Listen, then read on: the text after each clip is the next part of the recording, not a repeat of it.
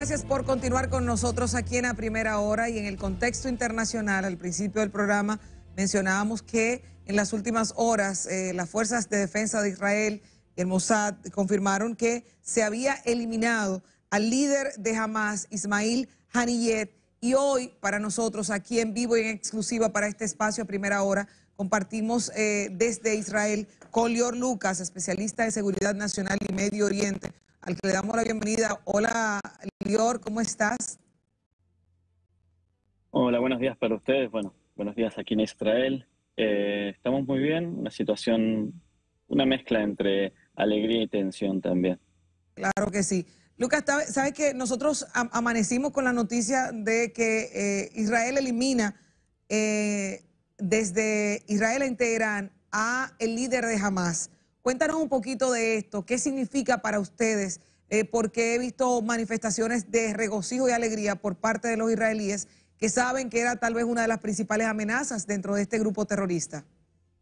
A ver, hay que entender algo. Esto viene en un contexto en el cual menos de 10 horas antes, en el corazón de Beirut, en la Dahia de Beirut, fue eliminado también Fouad Shukar, que esa persona era el jefe del ala militar de Hezbollah. O sea, la mano derecha de Hassan Nasrallah, ¿ok?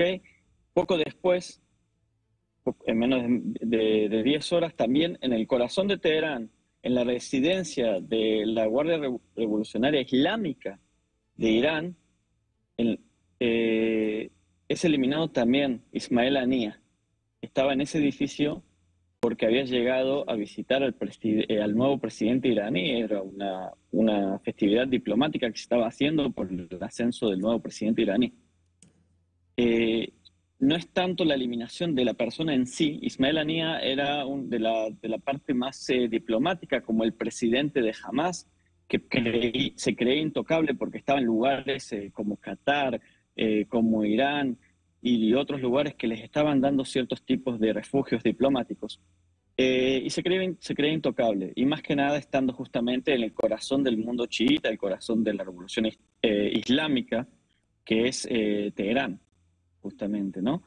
Entonces, a lo que nos conmueve a todos, y creo que también al mundo árabe en sí, es que Israel tiene la posibilidad de llegar también hasta esos lugares que están súper cuidados por la Guardia Revolucionaria iraní, donde supuestamente son impenetrables, y también no solamente estoy hablando de físicamente llegar de manera impenetrable, sino que también de manera de inteligencia, poder saber justamente en qué cuarto estaba cada uno de ellos, porque hay que entender que pisos debajo estaba el jefe de la organización de la Yihad Islámica Palestina, que él no era el objetivo esta vez.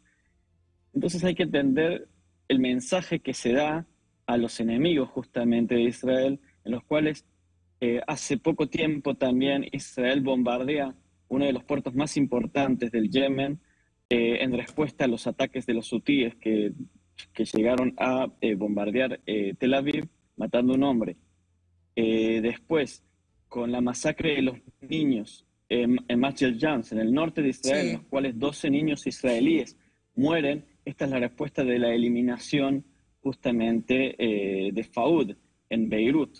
Y ahora también, poco tiempo después, algo que es confirmado por Hamas, también eliminado Ismail Haniyeh, el presidente diplomático, digamos, de Hamas, y poco tiempo antes, semanas antes todavía, ellos no lo publicaron de manera oficial, pero al parecer también es eliminado Mohammed Dev, que es uno de los cargos más importantes en el ala militar de Hamas. Son golpes muy duros para las organizaciones terroristas que están aliadas con el eje de Irán. Además que Israel está dando justamente ese mensaje de que puede llegar a cada uno de ellos si no tienen dónde esconderse, y que van a ir uno por uno. Sí, Lior, dos preguntas ahí rápidamente. ¿Qué respuesta tú crees que podría tener desde Hamas la eliminación física de Haniyeh? Esa es una, ¿verdad? Es decir, ¿qué esperar? Y segundo, siendo tan alto, ¿verdad?, en la cadena de mando de Hamas, si se entiende que hay una responsabilidad directa de él, aun sea dando la orden o dando el visto bueno, para los ataques que sufrieron ustedes el 7 de octubre? A ver, ANIA tiene, digamos, la responsabilidad de dar el visto bueno en el sentido de todas las que son las relaciones diplomáticas. O sea, son cuestiones como el 7 de octubre no se hacen solamente por el ala militar, tienen que estar sí o sí concordados también con toda la sección diplomática, tiene una responsabilidad completa. Empecemos por eso.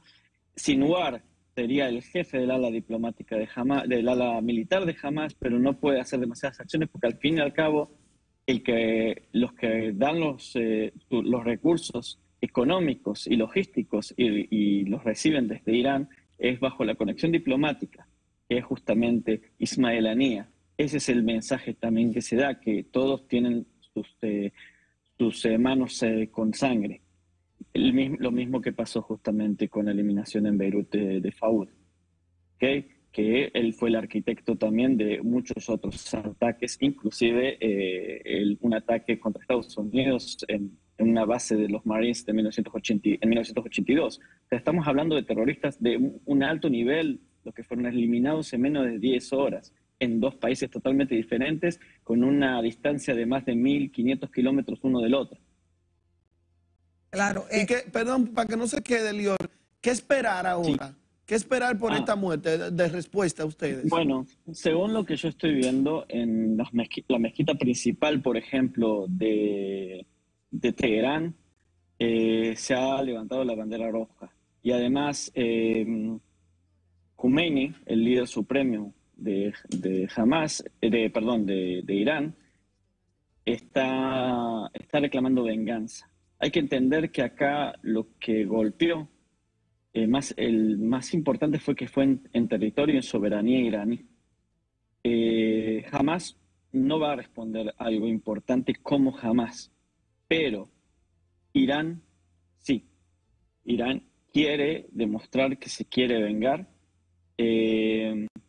Por otro lado, Hezbollah, que es uno de los brazos armados, un proxy del régimen iraní, situado en el Líbano, también quiere vengarse por lo sucedido con la eliminación en Beirut de Fawad.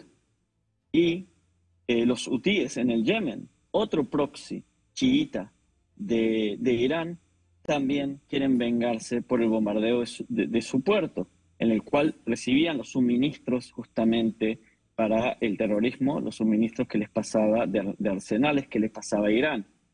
Entonces, digamos que lo que en ciertos escenarios puede pasar es un ataque desde todos los frentes al mismo tiempo, que hemos recibido desde el 7 de octubre hasta el día de hoy, pero a un nivel mucho más alto, en los cuales van a ser objetivos también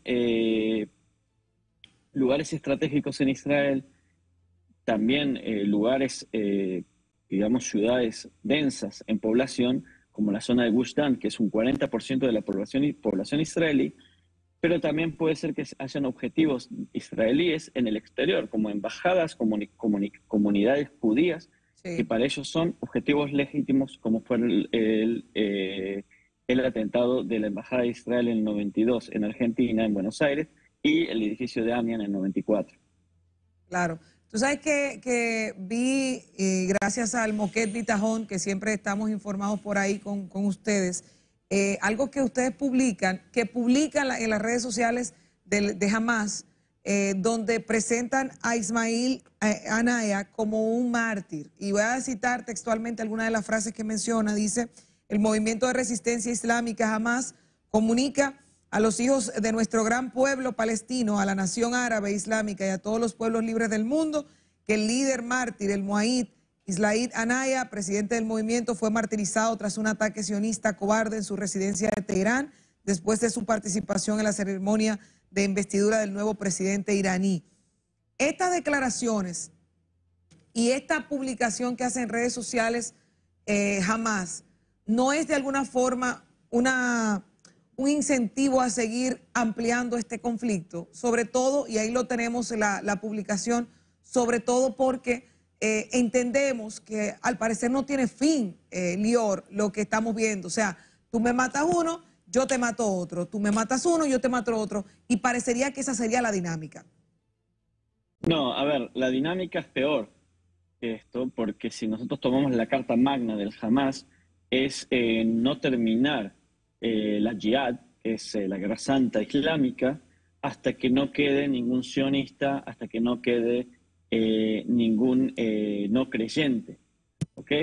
Entonces, esto significa que ellos ven toda la tierra, todo el sector, empezando por todo el sector del Medio Oriente, como un sector que tiene que ser limpiado de cualquier clase de infieles, judíos, cristianos, y no importa qué. Hay que entender que, por ejemplo, lo mismo hace Hezbollah con el Líbano. El Líbano se autopercibe en general, por los años, se autopercibió siempre como cristiano, no como musulmán. Y ahí ellos están haciendo la jihad contra los cristianos. Lo mismo está pasando aquí, pero es contra los judíos y cristianos, y también musulmanes que no tienen la ideología salafista islámica. Entonces, eso no va a depender de quién te mate y quién no te mate, sino que va a depender de cuándo quiero llegar por generaciones y generaciones a destruir todo tipo de ideología y cultura occidental para poder preservar la cultura del Islam, pero del Islam salafista, ni siquiera del Islam, porque el Islam en un momento determinado de la historia se divide en personas islámicas que prefieren hacerse más occidentales y otros que han decidido regresar a la época salafista e intentar llegar a épocas medievales, se podría decir, en la época de las cruzadas. Lucas, Carlos Hernández por aquí. Quisiera saber si ya ha habido por parte del Estado de Israel alguna declaración formal de acuerdo a lo sucedido de manera particular con este líder de Hamas, si se ha asumido el ataque como parte de un ataque directo del Estado de Israel y si ha habido, claro, una declaración por parte del presidente de Israel al respecto. A diferencia de lo que pasó justamente ayer con el ataque en Beirut, esta vez no. Por el momento un silencio total. No se está hablando de manera oficial, no están hablando ningún tipo de ministros, ningún tipo de persona de cargo oficial. Todas las declaraciones obviamente están tomadas por medio de declaraciones árabes, por medio de otros tipos de fuentes exteriores, pero no hay ninguna declaración oficial. Hay que recordar, ayer casi cerca de las 12 de la noche, horas después de haber sido eliminado el líder del ala militar de Hezbollah, Faoud, salió el jefe de Estado Mayor, el vocero del jefe de Estado Mayor del Ejército, y empezó a declarar todo y tomarse cargo de cómo fue la operación. Lo mismo pasó con el bombardeo del puerto en el Yemen, pero esta vez no. Generalmente, operaciones que las que están a cargo de hacer son más que nada el Mossad, en conjunto tal vez con otros servicios del ejército de Israel, ya sea la Fuerza Aérea como la Fuerza de Marina y unidades especiales como el Sayeret Matkal y Shayetet. Generalmente en operaciones encubiertas de esa forma no se hace cargo nunca Israel de este tipo de operaciones, pero digamos que todo está entendible de que es Israel, puede ser que haya sido con ayuda estadounidense, y hay que entender que estos objetivos, ya sea el del Hamas, Ismail Haniyeh, como el de ayer, Faoud Shaker, el cual también tiene en sus manos sangre de soldados americanos del 83, son algo que no pueden ser repudiados por ninguna fuerza internacional, digamos, occidental o Estados Unidos o la OTAN, ya que para ellos también habían sido declarados objetivos y se estaban también, por ejemplo, en el caso de Faoud, se estaban dispuestos a brindar por cualquier información sobre dónde está su ubicación $5 millones, y ellos desde el 83 hasta el día de hoy nunca pudieron llegar o no quisieron llegar a atraparlo, arrestarlo, eliminarlo, por lo cual no puede haber ningún tipo de reclamo en ninguna presión internacional sobre lo sucedido.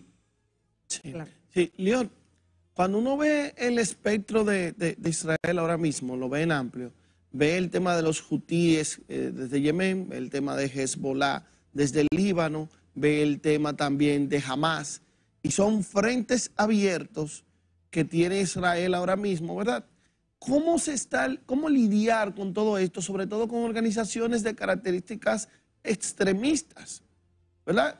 Y tú tienes 3 frentes abiertos desde diferentes territorios contra una nación. Entonces, ¿cómo se está lidiando con todo esto? ¿Y qué efecto tiene esto en el ciudadano común de Israel? ¿Hay miedo en la gente? ¿La gente está tranquila? ¿La gente se está acostumbrada? ¿Qué sucede con la gente de todos estos frentes que se tienen abiertos? Bueno, por más que Israel, el israelí común, tiene ya varias experiencias en este tipo de situaciones, no estamos en una época normal. Yo mismo soy veterano de la Segunda Guerra del Líbano y estuve en centenas de operaciones antiterroristas con mi corta edad de 40 años. Pero puedo decir que estamos en una situación muy distinta, muy diferente, y te voy a corregir, no estamos contra 3 frentes, estamos contra 7 frentes. Estamos en el frente con Gaza, en el frente con Líbano, en el frente también con Siria, donde Irán ha puesto muchas bases de milicias pro-chiitas desde Siria, las cuales también se están preparando y a veces atacando contra Israel. También desde Irak tiene milicias chiitas que están disparando constantemente, todos los días, drones suicidas contra Israel. El frente de los hutíes, Irán mismo como frente, y después tenemos ciertas opciones de frente con milicias que se están ingresando dentro de Jordania, en los cuales hay milicias chiitas de casi 12.000 combatientes que se están preparando para generar estragos dentro de Jordania misma y también luego pasar y atacar a Israel. Es un frente próximo. Y toda la zona de Judea y Samaria, en las cuales también hay localidades palestinas con organizaciones terroristas, también de Hamas, también de la Jihad Islámica, también del Fatah, las cuales hoy mismo, por ejemplo, han cometido un ataque terrorista en la zona de Judea, cerca de Hebrón y Kiryat Arba. Son múltiples frentes. Entonces lo que Israel intenta hacer es poner su atención en cuál es el objetivo inmediato ahora del frente, que es justamente terminar la guerra con Hamas en Gaza y, mientras tanto, lograr mantener los demás frentes a un nivel bajo para no tener que estar a una alta intensidad al mismo tiempo contra tantos frentes. Entonces ahora tiene que ver cómo disminuir un poco su atención en Gaza para poder atacar de manera, muy selectiva ciertas operaciones en el Líbano y en donde tengan que llegar, pero no hacerlo en una guerra abierta en la cual tenga que poner todo su ejército para llegar al sur de Israel, al norte de Israel y al sur del Líbano si hace falta, para poder desplazar todas las fuerzas de Hezbollah asentadas en el sur del Líbano, entre ellas las fuerzas especiales de Roadán, las cuales planificaban hacer exactamente lo que hizo el Hamas el 7 de octubre, desde el norte, entrando por diferentes lugares para poder conquistar localidades israelíes en la frontera. Estaban entrenando desde hace años, de hecho hasta se había hecho público del 2018, en el cual salió la operación Escudo del Norte, donde se descubrieron una serie de túneles de ataque que venían desde el Líbano hasta Israel, y era la planificación. Hamas al final atacó solo el 7 de octubre, pero la situación hubiera sido muy distinta si también Hezbollah hubiera atacado desde el norte. Entonces ahora que la amenaza es latente, las fuerzas de Roadán y las demás fuerzas de Hezbollah están asentadas al sur del Líbano, hay que desplazarlas de alguna forma.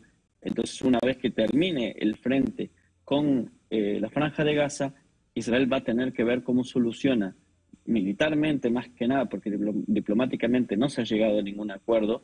De hecho, después de la Segunda Guerra del Líbano, la decisión 1701 de poner fuerzas de UNIFIL en el sur del Líbano para que ellas mantengan una separación y desmilitarizar la zona, tanto de israelíes, de soldados israelíes, como de líderes de Hamas, de Hezbollah, se ha tenido que cancelar, Claro. lamentablemente. Lucas, yo tengo 3 preguntitas que quisiera hacerlas corta o que me las responda corta porque no quiero dejarlas. Mira, ¿cuántos objetivos estratégicos quedan? Esa es una. La segunda, en el ataque a Teherán de Ismail Haniyeh, ¿habían civiles? Esa es otra pregunta. Y la tercera, ¿qué tan seguro está Israel en este momento para sus ciudadanos y para las visitas internacionales? Porque conozco varias agencias que todavía siguen haciendo los tours, que son cristianos, para ir a conocer Tierra Santa. Me mandaron muchísimas fotos de diferentes tours a nivel mundial y parecería que Israel está recobrando nuevamente esta vida turística. Dime si te la repito o si vas bien ahí. No, los anoté porque lo contrario de olvidarse es escribir para mí. Entonces, si vamos por el objetivo estratégico, como son tantos los enemigos y son tan grandes, hay muchos objetivos estratégicos. Si nos vamos a lo que es el frente norte con Hezbollah, lamentablemente atacar Hezbollah significa atacar el Líbano. No se puede hacer. En el 2006, cuando yo combatí en el sur del Líbano contra Hezbollah, sí hizo una gran diferencia entre lo que era combatir Hezbollah, pero intentar no meter al Líbano en esta guerra. Hoy, lamentablemente, no se puede hacer esa diferencia, ya que Hezbollah solamente ha crecido desde ese entonces. De hecho, hasta de manera gubernamental, el 50% del Parlamento, no me tomen así por la palabra del 50%, pero un porcentaje muy importante del Parlamento libanés es Hezbollah, que es el partido de Alá, a propósito en la traducción. Entonces no queda otra opción, ya que están utilizando todas estas infraestructuras civiles, puertos, aeropuertos, electricidad, puentes, autopistas, para manejarse militar y logísticamente, y eso también en una guerra abierta contra Hezbollah va a haber que bombardear, y eso va a afectar y va a regresar al Líbano a la edad de piedra, y eso es algo que el Líbano entiende y no quiere que pase, pero el Líbano mismo ha sido llevado a una guerra contra Israel, una guerra que no quería, algo que opositores de Hezbollah en el Parlamento están criticando desde el 8 de octubre. Esa es la primera, para dar una idea de lo que son objetivos estratégicos. Irán tiene mucho para perder también por todas sus refinerías de petróleo que Israel no dudaría en bombardear si hay una guerra abierta contra Irán. Sobre la seguridad de los civiles, Israel sabe muy bien cómo cuidar a sus civiles. Hace falta que también los civiles tengan un poco de cordura. Yo veo, por ejemplo, y también las publico, pero que gente sale afuera a filmar las intercepciones porque tienen tanta confianza de que los objetivos van a ser interceptados que a veces no toman refugios o intentan... ese tipo de cosas son muy peligrosas. Cuando se escucha la alarma hay que ir directamente y eso justamente puede proteger. Hay zonas que son más seguras y hay zonas que por el momento no son tan seguras. Y sobre lo que me decías de la parte de seguridad también de turismo. Israel, hay momentos ahora de tensión, pero se estima también, por el momento, la mayor parte de los lugares de Israel, ya sea Tel Aviv, todo el centro de la Shpela, Jerusalén, ya ahora la parte sur, porque hay que entender que después de que fue eliminado Mohammed Dev, junto con su comandante general de brigada, no se disparó ningún misil al centro, ningún misil a los centros de ciudades más grandes e importantes del centro de Israel, como Ashkelon, Ashdod, Beersheba, que siempre eran objetivos, ya sea las ciudades del sur como del centro, cada vez que uno de estos cabecillas era eliminado hasta de menor rango, y desde ese entonces se demuestra que Hamás ya no tiene la capacidad militar de hacer esto. O sea, toda la operación que está haciendo Israel en Gaza está dando los frutos. Eso es por un lado. Segundo, puede ser que tengamos días de combates con Hezbollah. Yo no creo que Hezbollah mismo quiera meterse en una guerra abierta con Israel, por lo cual todas las planificaciones de turismos a futuro, que creo que están planificadas, corregime, creo que para septiembre en adelante, por el momento quedan totalmente fijas porque las cosas se van a aclarecer en las próximos días y hasta semanas cercanas. Hasta septiembre se va a saber mejor cuál va a ser la situación de la seguridad de Israel. Yo creo que hasta ese entonces no hay que caer justamente en este tipo de preocupaciones, ya que es lo que las organizaciones terroristas siempre quieren hacer en todo el mundo. Que no te sientas seguro de ir a tal lugar, a tal ciudad, a un café, a lo que sea. Justamente la fortaleza está para enfrentar este tipo de amenazas en demostrar que no hay miedo o que más allá de estas amenazas y miedos se demuestra llegando justamente a esos lugares, porque por más que en la geopolítica y en los estudios de conflictos no se intenta buscar una guerra entre el bien y el mal, no cabe dudas que este tipo de conflictos, que se está haciendo un conflicto bastante religioso, ya que está manejado por la ideología islamista chiita que quiere generar una hegemonía en el Medio Oriente, pasa a ser un conflicto religioso. Entonces ahí sí entran definiciones del bien y el mal, y cada uno, según sus escalas de valores, tiene que entender qué cree que es para ellos. Se pueden diferenciar dónde está el bien y dónde está el mal en la situación, y que cómo puede aportar su granito de arena si cree que justamente defender los valores occidentales de la libertad y la igualdad y la democracia es el bien o no. Claro que sí, Lucas, de verdad, gracias. Yo tengo que decir que lo conocía ya en Israel y que me parece una de las personas más amables y sobre todo, como ustedes ven, siempre disponible. Estate atento, Lucas, que si pasan otras cosas te vamos a necesitar aquí en República Dominicana, ¿oíste? Y la próxima vez que vaya te llevo un roncito dominicano, que yo sé que a ti eso y la bachata te caen muy bien. Sí, muy bien. Gracias a Lior Lucas, especialista en seguridad nacional y Medio Oriente, que ha estado compartiendo con nosotros. Saludos a Sergio por ahí, saludos a Gaby, saludos a todos los muchachos del Histadrut. Y con él vamos a una breve pausa comercial. Cuando regresemos hablamos de Haití, las bandas haitianas, las muertes que ha habido, hablamos de la situación que se da en otras partes, y hay un informe también que salió esta madrugada sobre otro de los organismos internacionales que se refiere a las elecciones de Venezuela. Además, hay 2 venezolanas que hablan con nosotros directamente de la situación de su país. Eso y más aquí en La Primera Hora. No se muevan. No te despegues ni un segundo. Ya regresamos.